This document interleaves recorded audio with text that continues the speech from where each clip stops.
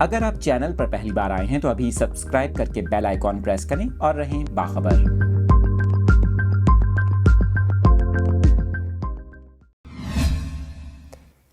کراچی سے آپ کو یہ انتہائی تشویشناک خبر دے رہے ہیں۔ شہر قائد میں خطرناک وائرس کے سبب اموات نے خطرے کی گھنٹی بجا دی، جبکہ حکام نے عوام سے احتیاطی تدابیر اختیار کرنے کی اپیل کر دی۔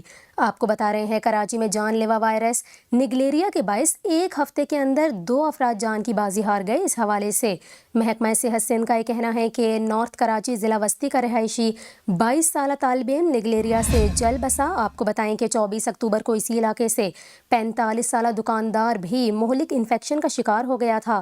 محکمہ صحت کے حکام کا بتانا ہے کہ طالب علم نے 25 اکتوبر کو تیز بخار، سر درد اور قے کی شکایت کی۔ محکمہ صحت کے ترجمان کے مطابق جس کے بعد اس طالب علم کی حالت بگڑ گئی تھی۔ 2 روز بعد خاندان والے انہیں ایک نجی ہسپتال کے ICU میں داخل کروانے پر مجبور ہو گئے۔ طالب علم کا نگلیریا ٹیسٹ مثبت آیا اور وہ جاں بحق ہو گیا۔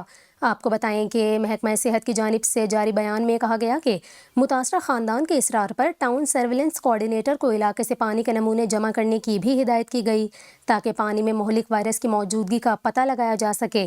ترجمان کے مطابق ماہرین کی تجویز کردہ ہدایت پر پانی میں کلورین کی مقدار لازمی شامل کی جائے، جبکہ اس سال نگلیریا سے اموات کی تعداد 10 ہو گئی۔